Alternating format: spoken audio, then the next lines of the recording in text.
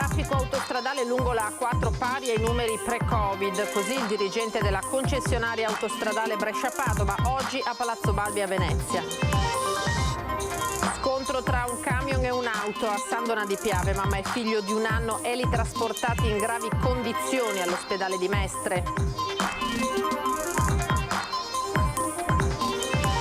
Sicurezza stradale come materia in aula per i giovani, il progetto primo in Italia firmato dal Veneto con le concessionarie autostradali e l'ufficio scolastico regionale.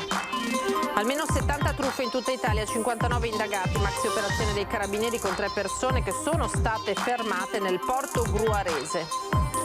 Turnisti e giornalieri a braccia incrociati assieme ai colleghi metalmeccanici addetti ai servizi mensa e pulizie, iniziate le fasi della fermata del cracking, l'impianto storico veneziano della chimica di base. Adunata nazionale degli alpini, 1 milione di spettatori incollati alla TV ieri per seguire la diretta non stop dello sfilamento delle penne nere sulle reti media nord-est, il 71% degli spettatori delle TV locali venete. La medaglia d'oro di Tokyo, Luigi Busà ha incontrato atleti e maestri, mentre la federazione ufficializza Mestre e la polisportiva Terraglio come sede dei campionati italiani di Parakarate 2022.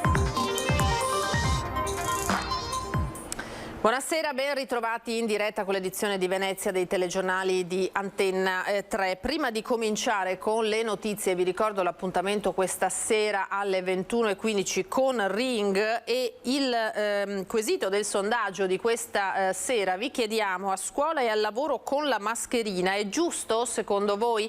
Per rispondere di sì 0422 1626 691, per rispondere di no 0422 1626 690. Come sempre basta digitare questi numeri perché il voto venga registrato e poi questa sera durante Ring l'esito del sondaggio come sempre, che poi sarà oggetto del dibattito politico.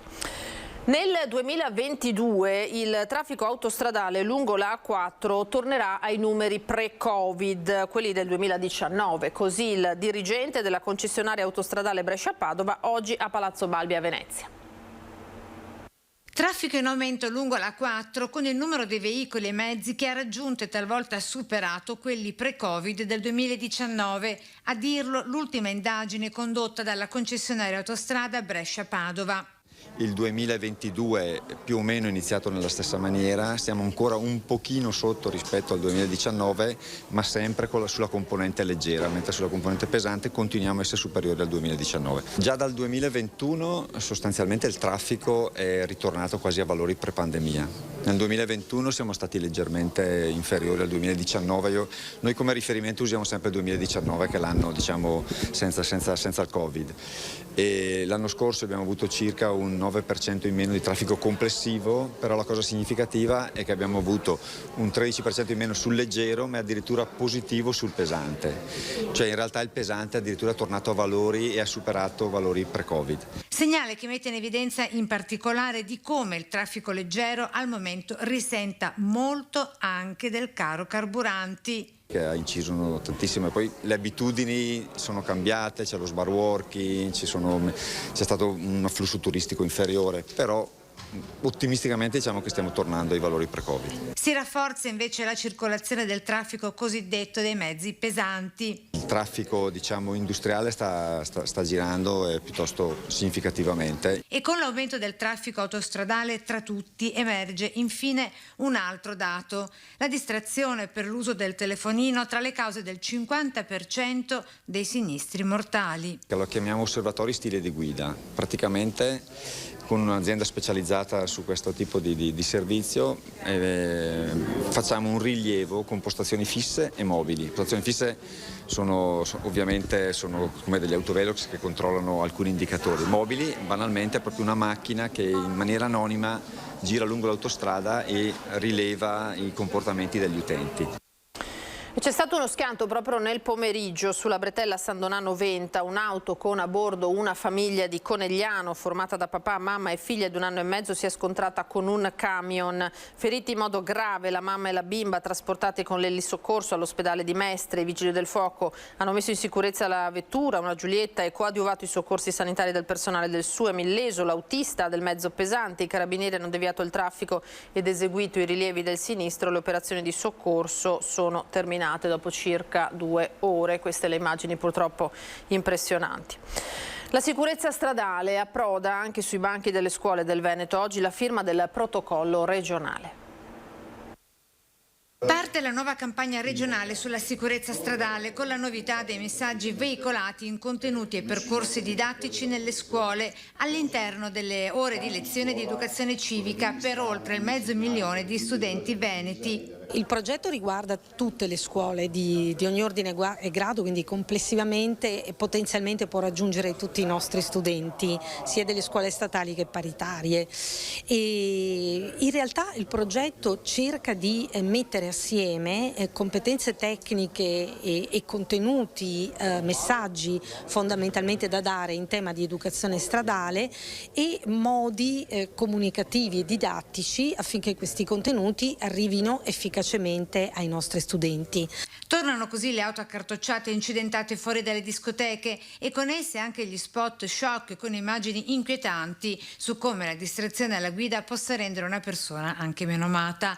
Soltanto alcune del corollario di iniziative del progetto pilota in tutta Italia con il Veneto capofila e che vede insieme con la scuola le società autostradali e la nostra regione. Non dimentichiamoci che ad esempio la scuola è chiusa d'estate, ma sono aperte le discoteche, quindi sono luoghi di aggregazione importanti per comunicare con i ragazzi. Oggi la firma del protocollo per l'insegnamento dell'educazione stradale tra i giovani. E quindi i budget non saranno più singoli budget investiti per iniziativa a tutela della sicurezza stradale, ma sarà un unico budget che verrà poi gestito in base a, alle esigenze del mondo della scuola, che intercetta e parla a 561.000 ragazzi.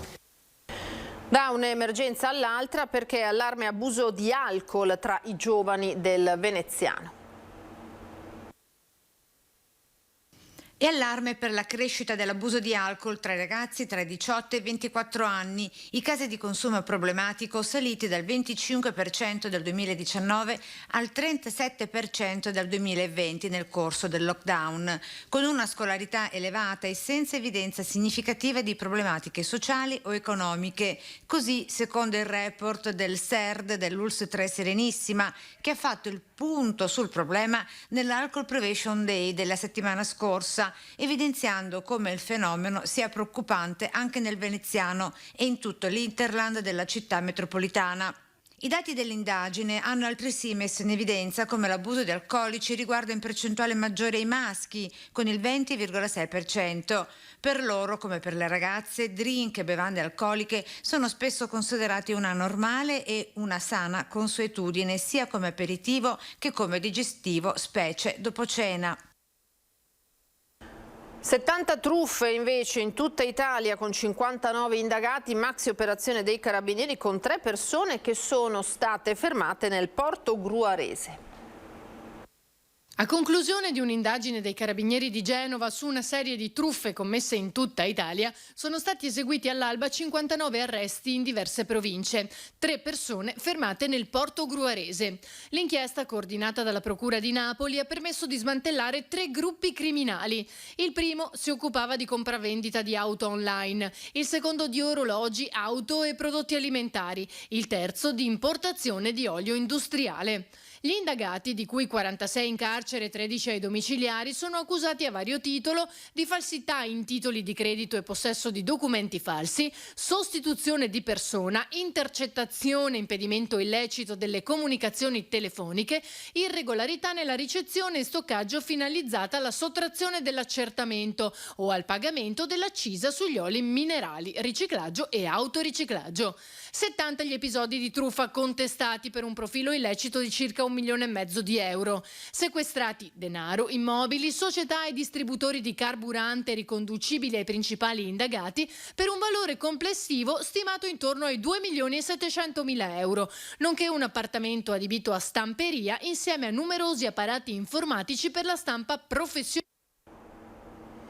No alla chiusura del cracking. Decine di lavoratori si sono dati appuntamento questa mattina a partire dalle 6 davanti alla portineria dello stabilimento del cracking della Versalis, gruppo Eni, dove è in programma l'avvio delle operazioni per lo spegnimento dell'impianto che ha segnato la storia della chimica di base a Porto Marghera. Lo sciopero e la manifestazione sono stati organizzati dalla CGIL e dalla UIL, mentre la CISL non ha aderito all'iniziativa, decisa a tenere aperta una porta con Eni per discutere sulla riconversione della produzione e i nuovi investimenti. Veniamo ora alle elezioni amministrative. Il Movimento 5 Stelle entra nella lista del sindaco uscente Marco Dori per appoggiarlo. Oggi è arrivato a Mira il ministro D'Incà.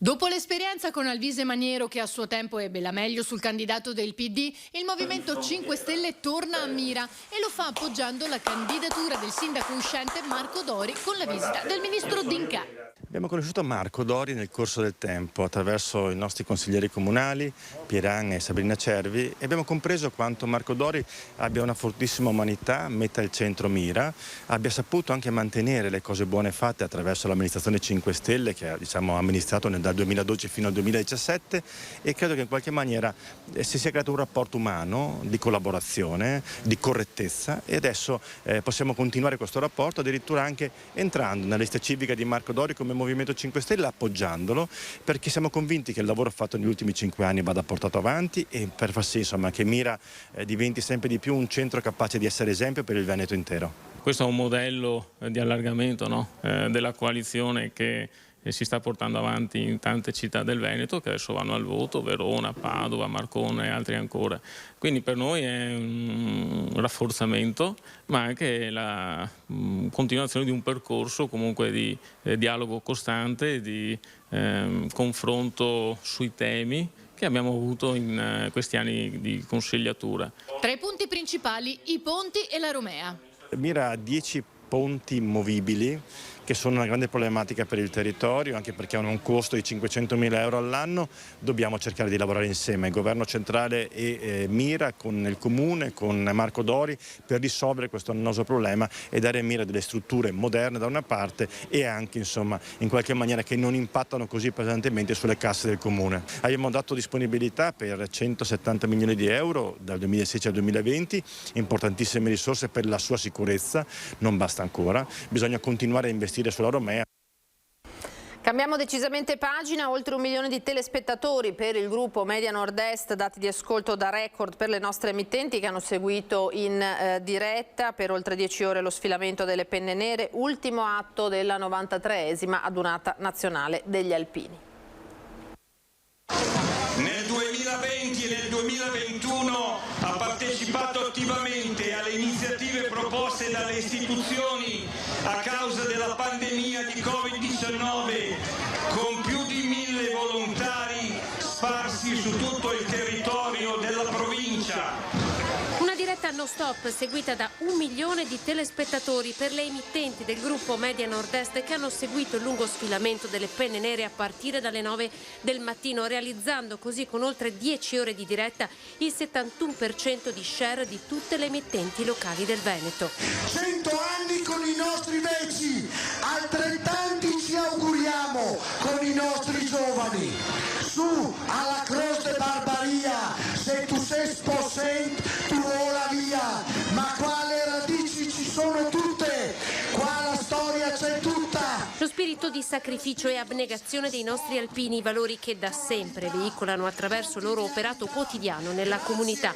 Li abbiamo visti impegnati nei centri vaccinali, tirarsi sulle maniche, rimettere in piedi un ospedale in pieno Covid al servizio delle persone più fragili, quando in pieno lockdown c'era bisogno di tutto, cibo, mascherine e medicinali. Alpini sempre pronti per le missioni di pace, sempre pronti sì, ma per le missioni di pace. Direi che è una bella affermazione, direi che è un'affermazione che merita una sottolineatura, merita il riconoscimento che a distanza di 100 anni dalla propria Costituzione l'Associazione Nazionale Alpini si è guadagnata sul campo.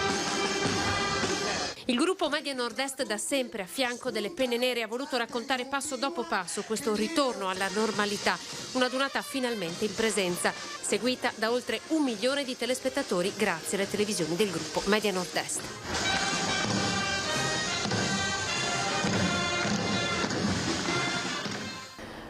Ora lo sport invece, il karate, la medaglia d'oro di Tokyo, Luigi Busan ha incontrato atleti e maestri, mentre la federazione ha ufficializzato Mestre e la Polisportiva Terraglio come sedi dei campionati italiani di Parakarate 2022.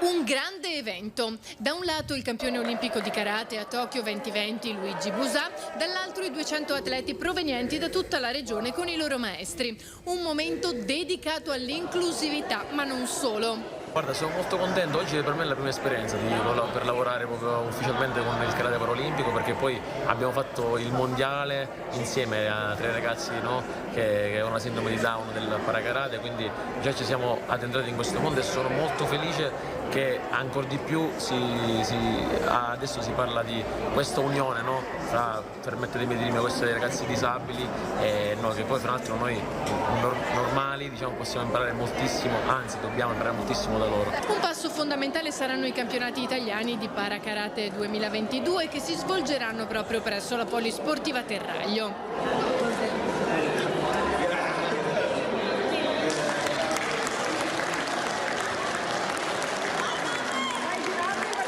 Avventura che fortunatamente, ma qua non c'erano dubbi, si è da subito rivelata vincente, perché abbiamo avuto subito un buon riscontro anche con gli atleti.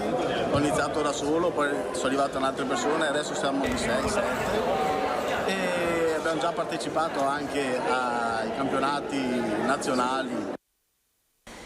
In chiusura vi ricordo di nuovo questa sera alle 21:15 l'appuntamento con Ring, l'attualità politica di Antenna 3 con Ferdinando Avarino, ospiti Luca De Carlo di Fratelli d'Italia, Alberto Villanova della Lega, Vanessa Camani del Partito Democratico e quindi Fausto Biloslavo del Il Giornale e Sebastiano Favero in chiusura, il presidente nazionale dell'ANA, per riparlare della dunata di Rimini San Marino. È tutto per questa edizione, io vi ringrazio per averci seguito, adesso l'edizione di Treviso e come sempre le previsioni del tempo per domani. Arrivederci.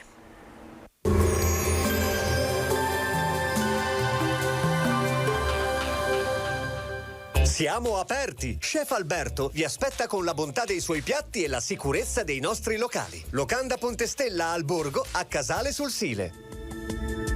Bentrovati al meteo. L'alta pressione si consolida su tutta la penisola, assicurando tempo stabile e via via più caldo. Avremo infatti un assaggio d'estate con valori da mese di giugno. Vediamo insieme il dettaglio. Sul Veneto la grafica di martedì 10 maggio evidenzia una situazione del tutto tranquilla. Tanto sole con cielo sereno, seguito da alcuni temporanei addensamenti sulle zone montane dove nel pomeriggio non si escludono degli acquazzoni. Temperature in aumento, minime tra 10 e 15 gradi, massime comprese invece tra i 23 e i 26 gradi con punte di 27 gradi. Ci spostiamo ora sul Friuli Venezia Giulia, anche in questo caso ampio soleggiamento, cielo limpido, ma nelle ore pomeridiane qualche rovescio non si esclude sui rilievi. Temperature minime sui 13-17 gradi, massime sui 24-27 gradi all'incirca. Infine diamo uno sguardo alla situazione del Trentino Alto Adige, dove di fatto avremo poche novità, sole protagonista con cielo sgombro da nubi, salvo per qualche addensamento ma innocuo.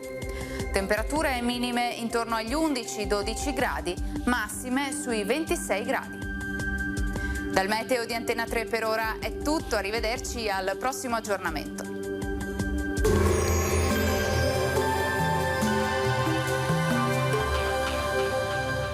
Siamo aperti! Chef Alberto vi aspetta con la bontà dei suoi piatti e la sicurezza dei nostri locali. Locanda Pontestella al Borgo, a Casale sul Sile.